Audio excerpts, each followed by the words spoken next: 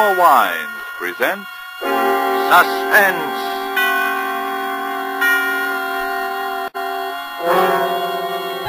Roma Wines, made in California for enjoyment throughout the world. Salud. Your health, senor. Roma Wines toast the world. The wine for your table is Roma Wine, made in California for enjoyment throughout the world. This is the Man in Black, here to introduce this weekly half hour of Suspense. Tonight from Hollywood we bring you, in response to requests from many thousands of listeners, Miss Agnes Moorehead, in one of the most famous suspense plays this series has ever presented, Sorry, Wrong Number.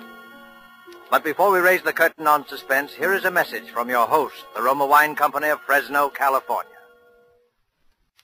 Sometimes it seems we must go far afield to discover riches that were right at hand all the time. As you discover in listening to a conversation which might be taking place at the smart Coral Beach and Tennis Club in Bermuda. An American about to depart for the States thanks his Bermudian friend for the gracious hospitality shown him, in particular for the especially enjoyable wine his friend served. He remarks how much he'd like to be able to get some of that same wine at home. The Bermudian chuckles as he says, "But my friend, that wine you enjoyed so much, it comes from the great wine districts of your own California. It is Roma wine." Yes, friends, many Americans are still not aware that Roma wines are so highly rated in many foreign lands that at every opportunity they are imported to be enjoyed as rare luxuries. But here in America, we can enjoy these superb Roma wines as a daily pleasure, well within reach of the most modest purse, with no high import duty, no expensive shipping costs included. That's why Roma wines cost you so little. Have you been overlooking the enjoyment these richly satisfying Roma wines offer, as a delectable beverage at any time, as the addition that can make any meal an occasion, as a sure-to-be appreciated offering to your guests when you entertain? You get some idea of the great worth of these fine Roma wines when you learn Roma wines are America's largest selling wines. Why put off your enjoyment of Roma wines another day? I'll spell out the name for you. R-O-M-A, Roma wines, made in California for enjoyment throughout the world. And now with Lucille Fletcher's study in terror called Sorry, Wrong Number, and with the performance of Agnes Moorehead, we again hope to keep you in suspense.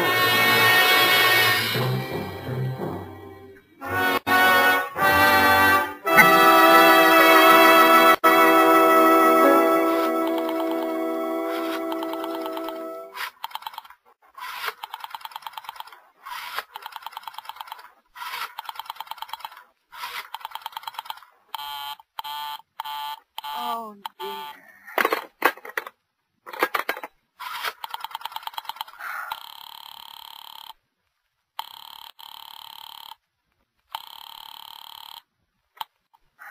Your call, please. Operator, I've been dialing Murray Hill 40098 now for the last 3/4 of an hour, and the line is always busy. I don't see how it could be busy that long. Will you try it for me, please? I will be glad to try that number for you. One moment, please. I don't see how it could be busy all this time. It's my husband's office. He's working late tonight, and I'm all alone here in the house. My health is very poor, and I've been feeling so nervous all day. Ringing Murray Hill 40098.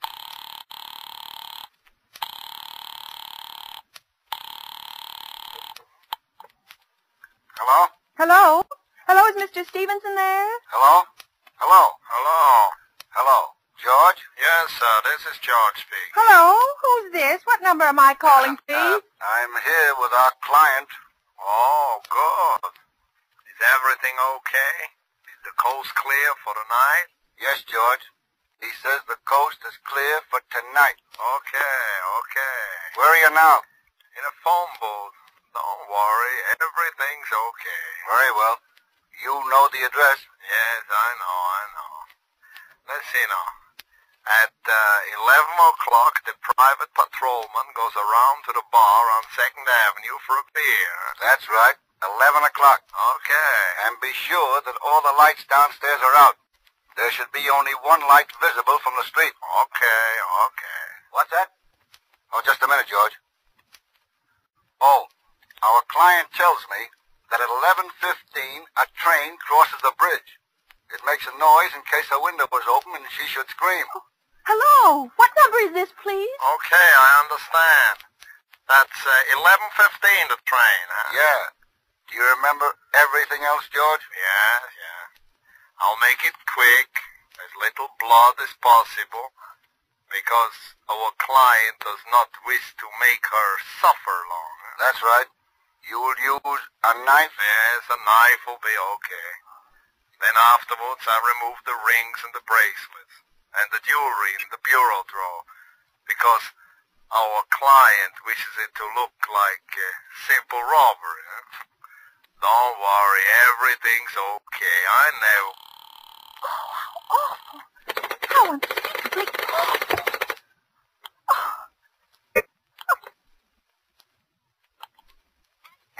Your call, please. Operator, I've just been cut off.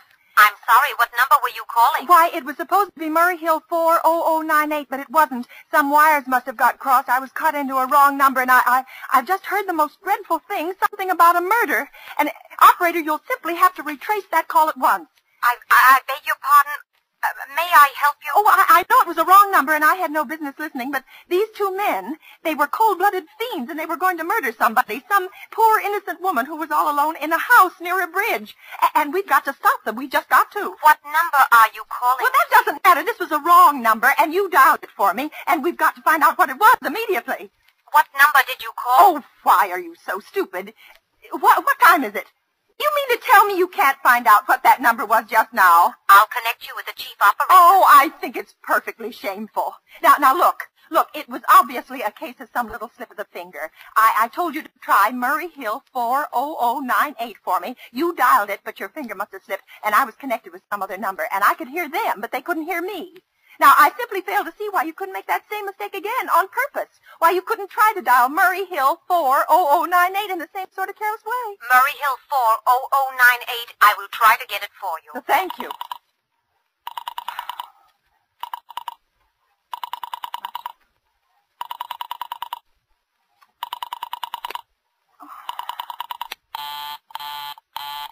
I am sorry, Murray Hill 40098 is busy. I will call you Operator! Your call, please. You didn't try to get that wrong number at all. I asked you explicitly, and all you did was dial correctly. I am sorry. What number are you calling? Well, can't you for once forget what number I'm calling and do something for me? Now, I want to trace that call. It's my civic duty, and it's your civic duty to trace that call and apprehend those dangerous killers. And if you won't... I will connect you with the chief operator. Well, please. This talk, This is the chief operator. Oh, chief operator. I want you to trace a call, a telephone call, immediately. I don't know where it came from or who was making it, but it's absolutely necessary that it be tracked down because it was about a murder that someone's planning, a terrible, cold-blooded murder of a poor, innocent woman tonight at 11:15. I see. Can you trace it for me? Can you track down those men? Well, I'm not certain. It depends. Depends on what? It depends on whether the call is still going on. If it's a live call, we can trace it on the equipment. If it's been disconnected, we can't. Disconnected? If the parties have stopped talking to each other. Oh, but of course they must have stopped talking to each other by now. That was at least 5 minutes ago, and they didn't sound like the type who would make a long call. Well, I can try tracing it. May I have your name, please? Mrs. Stevenson. Mrs. Albert Stevenson. And your telephone number, please. Plaza 32098. But if you go on wasting all Why this do you want this call traced, please? Why? Oh, no reason. I mean, I merely felt very strongly that something ought to be done about it. These men sounded like killers. They're dangerous. They're going to murder this woman at 11:15 tonight, and I thought the police ought to know. Have you reported this to the police? Well, no, not yet. You want this call checked purely as a private individual? Yes, but meanwhile... I'm sorry, Mrs. Stevenson, but I'm afraid we couldn't make this check for you and trace the call just on your say-so as a private individual. We'd have to have something more official. Oh, for heaven's sake. You mean to tell me I can't report that there's going to be a murder without getting tied up in all this red tape? Why, it's perfectly idiotic. Well, all right, I'll call the police. Thank you. I'm sure that would be the best way to do it. Ridiculous. Ridiculous. nonsense. Your call, please? The police department. Get me the police department, please. Thank you. Ringing the police department. Oh, can't you ring them direct? This time.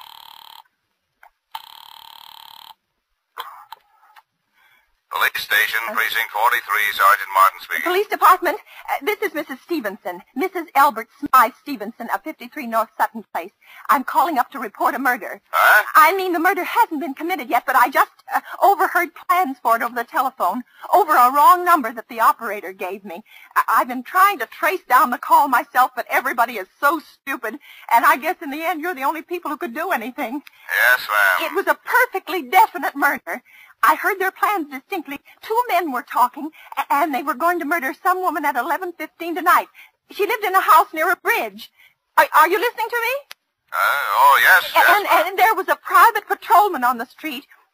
He was going to go around for a beer on 2nd Avenue.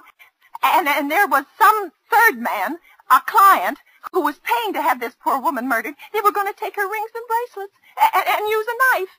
Well, it's unnerved me dreadfully, and I'm not well. Yeah. Yes, I see. Well, when was all this, ma'am? About 8 minutes ago. Oh, then you can do something you do understand. What's your name, ma'am? Mrs. Stevenson, Mrs. Albert Stevenson. And your address? 53 North Sutton Place. That's near a bridge, the Queensboro Bridge, you know, and we have a private patrolman on our street, and the 2nd Avenue is the next... And what was that number you were calling? Murray Hill 40098. But that wasn't the number I overheard. I mean, Murray Hill 40098 is my husband's office. He's working late tonight, and I was trying to reach him to ask him to come home. Yeah. I'm an invalid, you know, and it's the maid's night off, and I hate to be alone, even though he says I'm perfectly safe as long as I have the telephone right beside my bed. Well, we'll look into it, Miss Stevenson, and see if we can check it with the telephone company. But the telephone company said they couldn't check the call of the parties that stopped talking. I've already taken care of that. Oh, you have? Yes, and personally I feel you ought to do something far more immediate and drastic than just check the call. What good does checking the call do if they stop talking? By the time you track it down, they'll already have committed the murder. Well, we'll take care of it, don't you worry. I'd say the whole thing calls for a search, a complete and thorough search of the whole city. I'm very near the bridge, and I'm not far from 2nd Avenue, and I know I'd feel a whole lot better if you sent around a radio car to this neighborhood at once. Well, what makes you think the murder's going to be committed in your neighborhood, ma'am? Well, I don't know. Only the coincidence is so horrible. 2nd Avenue is the patrolman, the bridge. Yeah, well, 2nd Avenue, you know, is a very long street, ma'am, and you know how many bridges there are in the city of New York alone.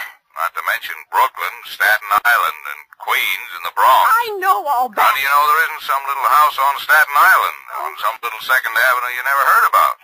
How do you know they were even talking about New York at all? But I heard the call on the New York dialing system. Well, maybe it was a long-distance call you overheard. You know, telephones are funny things. Now, look, lady, why don't you look at it this way? Supposing you hadn't broken in on that telephone call. Supposing you got your husband the way you always do. You wouldn't be so upset, would you? Well, I suppose not, only it sounded so inhuman, so cold-blooded. Well, a lot of murders are plotted in this city every day, ma'am. We manage to prevent almost all of them, but a clue this kind is so vague.